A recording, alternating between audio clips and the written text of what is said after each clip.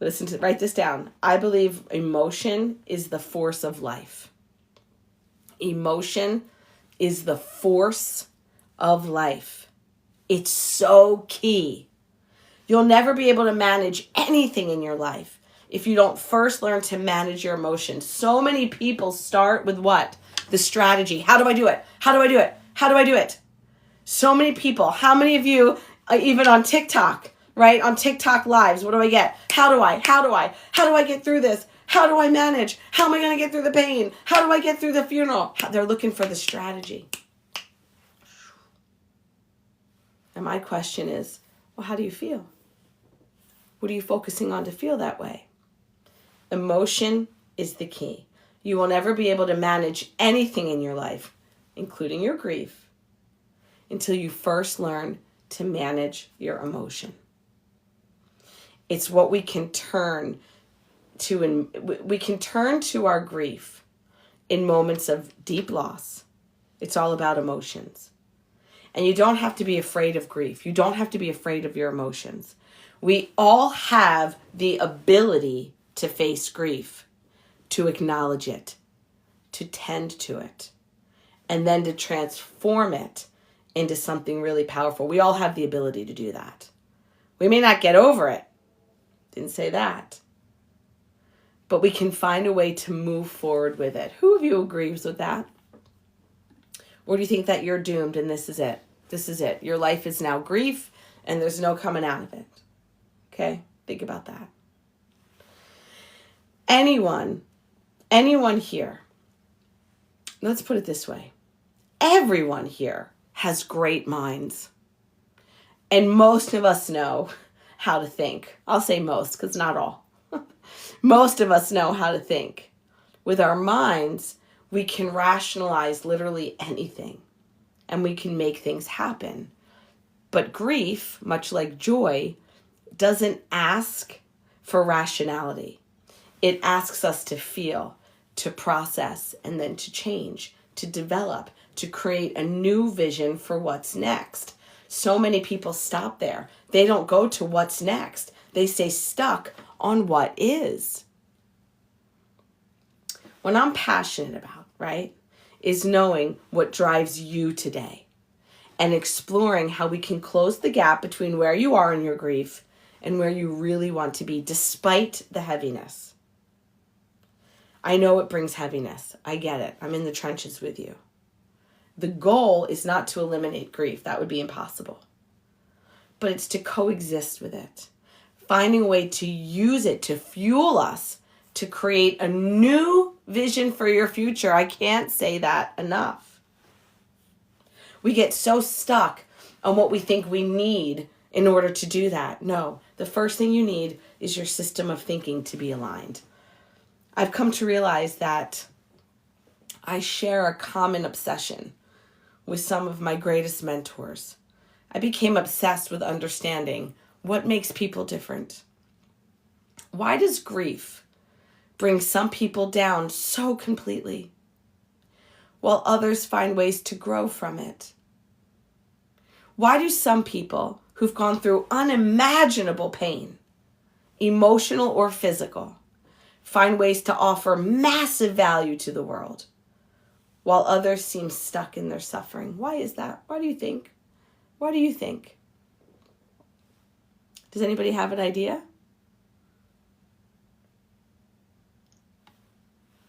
We live in a world... Wait, somebody needs me to mute somebody. Is everybody muted? Up. We got to mute you. There you go. Sorry. I wasn't hearing it. That's weird. We live in a world that often equates grief with failure or grief with weakness. Society tells us that grief is something to avoid, to be ashamed of. And many of us absorb that message and carry it with us, thinking that our past suffering will like forever sort of define us, that we are defined by our grief and we become a griever. Okay, but that's not the truth. Grief doesn't define us.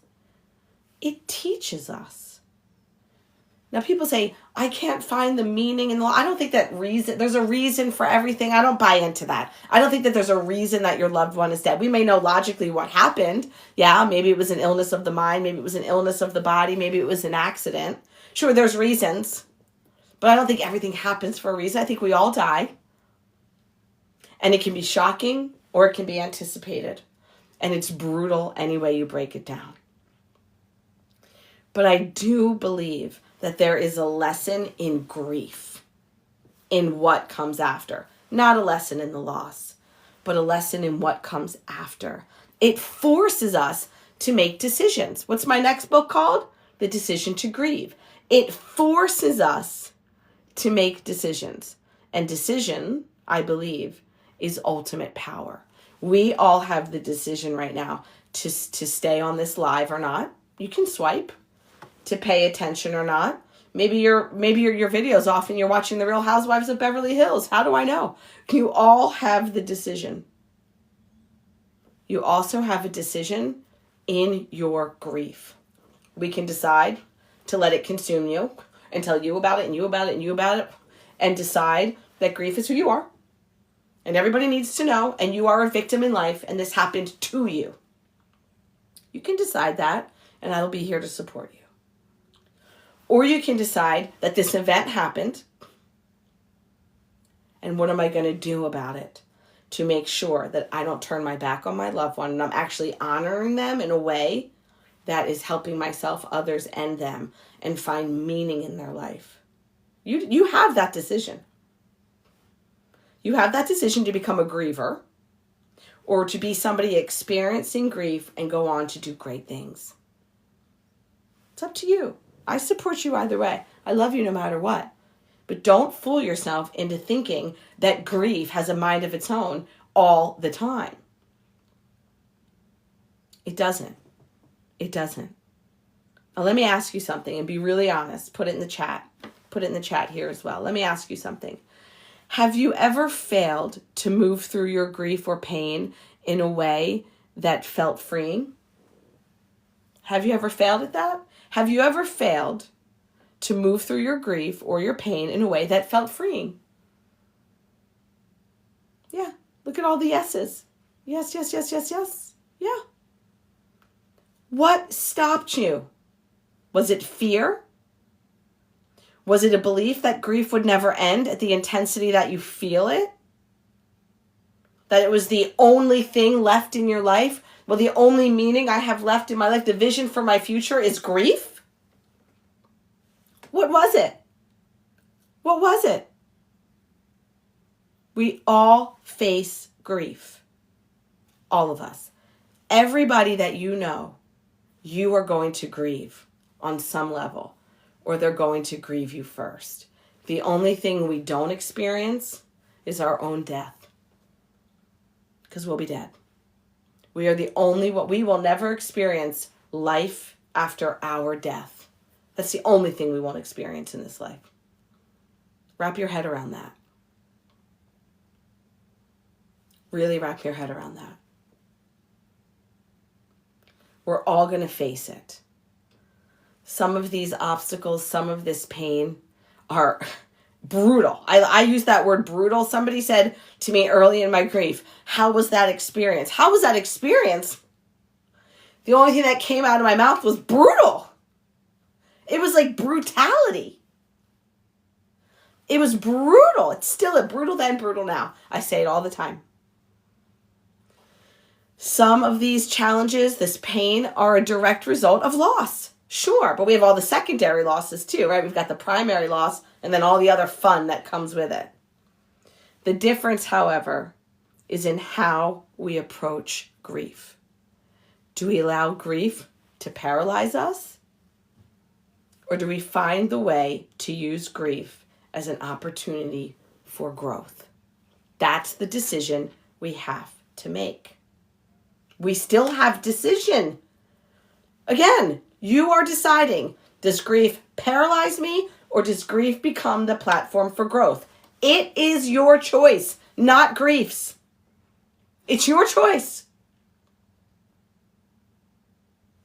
And I want you to think of grief not like as just one of the many challenges that are going to come a part of your growth. Grief is a part of life. And I know that at times, especially in early grief, it feels insurmountable.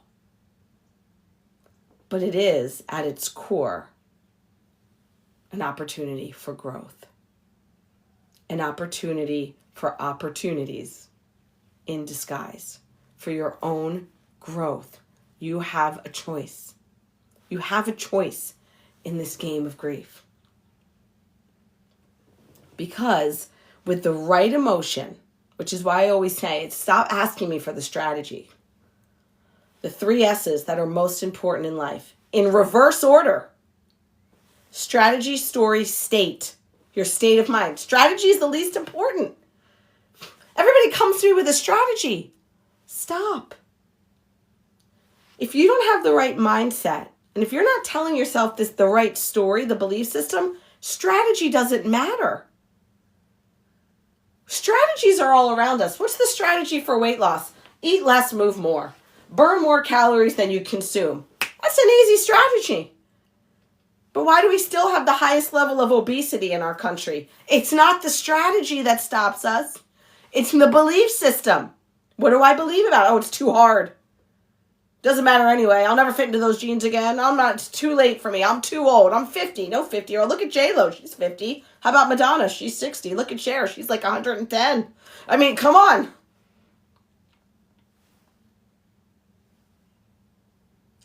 But it's the mindset. And we're going to get into the mindset of dwelling or creating in just a minute. The right emotion turns it all around. It starts with emotion and mindset. It does not start with strategy. I know a lot of people who have the great strategy and they're suffering. Strategy's easy. I said it to my clients all morning this morning. Stop at strategy. I could do that in my sleep. It's the mindset we've got to work on. The vision. We all have resources. We're looking for the wrong ones. It's the internal resources that we need to utilize. But the truth is, most people don't do well with grief because they don't feel well. Most people that don't feel well don't do well. So we've got to get that feeling, that mind, that focus back for you. Most people don't plan grief. Did you plan for grief? Did you plan for this major life? We plan for a new job, a new career, to have a baby, to get married. We plan. Who planned for grief? One day when I have grief, this is how I'm going to do it. It's an impossibility. We don't plan for grief. We can't plan for how to transform our pain before the pain happens. And then many of us just expect it to go away on its own. Well, it's been 375 years that my grandmother died. Anytime now, I'm going to get back to life. Come on. We got to be smarter than that. Come on. You've all been taught. None of you would be on a grief support page if you didn't know how precious time was. How many of you, show of hands, just say I, wish you had more time with your loved one? Nobody says anything other to me. I wish I had more clothes with them. I wish I had no. I say, well, what do you wish you had? Universally, globally, exclusively, 100% of the time, no exceptions, people say to me, I wish I had more time.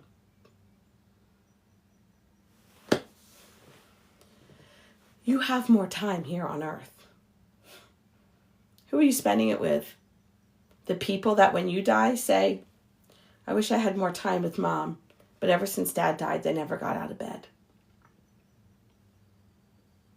Or are you going to be on your deathbed? Because guess what? Most people on their deathbed say, I wish I had more what? Time. Don't we wish for more time universally? Yes or no? Everybody. We're winning. We have time. We have time. I don't know for how long. My time could come up today. I don't know. Maybe today's my last day on earth. I don't know. But right now, I have time. Am I going to allow grief to consume my time? I don't think so. Am I going to experience grief? Pay attention to it, tend to it, have it be a part of my time? Yes. Is it going to consume all of my time? No chance. No chance. What am I going to do with this grief? Do you know that every time one of you enrolled in my grief certification program, I cried? Because here are people that are actually going to do something with their grief and help others.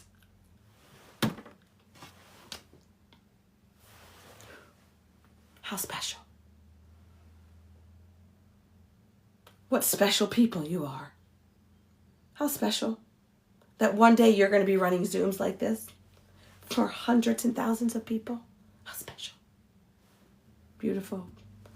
But it's all about decisions. Are you talking yourself out of it? Are you going for it in anything in life? It's your choice. It's your choice. Every decision we make shapes our experience in life. Period. We are our decisions. It's about what you focus on, the meaning you assign to it, and the actions you take, period. There's your strategy. How do I get through this grief? Decide how you're going to get through it. If you're grieving, how can you focus on what you still have? Time. Instead of what you've lost. How can you assign new meaning to your loss? One that allows you to move forward. And what actions can you take to honor your grief and your loved ones, while also taking steps towards growth? The decisions you make today drastically change your life tomorrow. Hear that again. The decisions you make today drastically change your life tomorrow. And if you decide to face grief with courage, which doesn't mean without fear, it's fear and you do it anyway, with curiosity, with compassion, then you'll find that your grief will guide you to a place that you never imagined possible. Here with all of you. As your grief educator, you think I thought that 30 months ago? I wanted to die 30 months ago. Isn't that the truth? You all know my story. I never thought I'd get through that. Who gets through that? Well, I've come to learn many. All of us right here are evidence of people that get through it. I want to share with you that grief, just like joy, is a part of the human experience. It's a part of the human experience. It's something we can't escape from, but it is something that you can become something from. I really understand that. And when we use the power of our decisions, the strength of our emotions, and the vision of our experiences, we can turn even the darkest moments into opportunities for growth, contribution, and fulfillment. We were talking about this morning with a client who's on here right now. I won't reveal who they are. Fulfillment. What is life without fulfillment?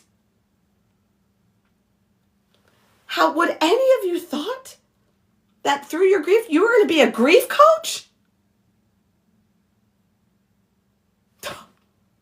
Beautiful.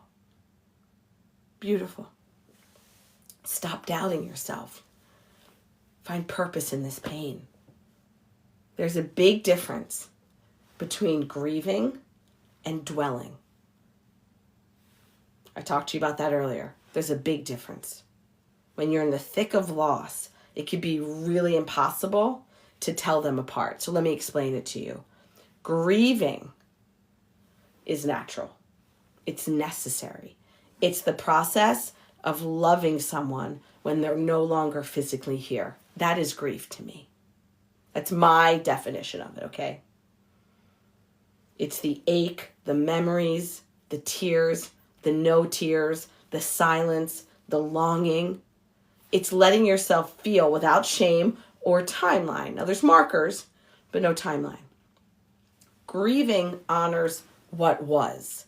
It says they mattered. It allows pain, but it also invites healing and growth, opportunity and purpose. It opens the door for love to keep existing even in the absence. Dwelling, on the other hand, is when we start to loop.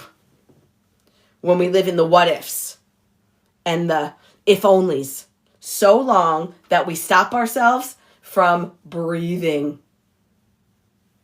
We stop ourselves from moving. It's just remembering. It's rehearsing. It's reliving the pain until it becomes our only language. That's dwelling. Dwelling happens when we become afraid to feel anything but pain. Because it feels like letting go of that pain means letting go of them. That's dwelling. But here's the truth. You can grieve without staying stuck in the suffering. What do I always teach you? Pain is inevitable. Suffering is not. Grieving allows for movement. Dwelling keeps us frozen. Okay? Grieving says, I'll miss them, and I'm learning to carry them with me. I will find purpose in this pain. Life after loss is possible. Dwelling says, I'll never feel okay again, and I don't deserve to because they're dead and I died too. Huge difference. That voice that tells you that you have to suffer forever to prove your love, that's not grief. That's guilt. That's fear. That's trauma. Your love is not measured by how destroyed you are. As a matter of fact, I look at it as the opposite. Your grief is not more valid because you've stopped living. In fact, the greatest act of love is finding a way to keep going with them, carrying them, honoring them, remembering them, while still giving yourself permission to laugh again, to dance again, to interact with life again, to rest again, and to love again. Grief is sacred, but dwelling is a trap. And it's one that you don't have to live in forever if you decide not to. If you're grieving, you're not broken. You're not failing. You're doing something profoundly human. And if you're dwelling, that's okay too. But let's call it what it is. It's your system trying to protect you from a pain that felt impossible to survive. It's true. So it's time to begin shifting from surviving to growing. You get to grieve with more love than pain when you do that. You get to move forward without moving on when you do that. You get to stay connected without staying stuck when you do that. And you'll never do it alone because you're here with all of us. And sometimes we convince ourselves that staying in the hurt honors them. That our ability to sort of punish ourselves proves our loyalty. But love doesn't ask you to suffer forever. Love says, I'm still here. I'm in your heartbeat. I'm in your memories. I'm in the way that you've been shaped. I'm in the way, Tony, that you feel guilty if you don't return a grocery shopping cart all the way to the front of the building. I can't even use the little kiosks in the parking center. That's love. That's love. I'm in the way that you show up for others right now. The way so many of you are going to show up as a grief coach for others You don't think that's love? Being more tender, more open for others than you used to be? Beautiful. Love doesn't disappear when a body is gone, by the way. But when we dwell, we lose sight of that.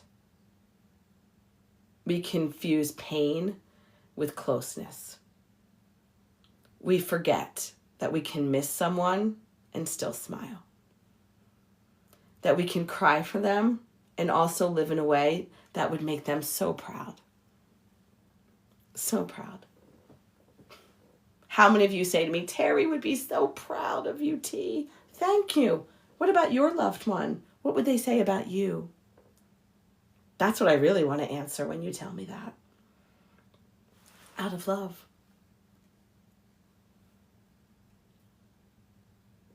Right? And I know it's not simple. I always say it's simple but not easy. There's a kind of safety in the pain, isn't there? Because at least in the pain, they still feel near. We still feel like we're in some level of control. And letting that pain shift feels like a betrayal. I get it. But it isn't. I think it's bravery. I think it's necessity. I think it's the beginning of a different kind of connection. One where you remember them, not just with pain, but with a fierce love that builds something completely brand new that you never saw coming. I always say grief prepares us for something that we don't know we're preparing for.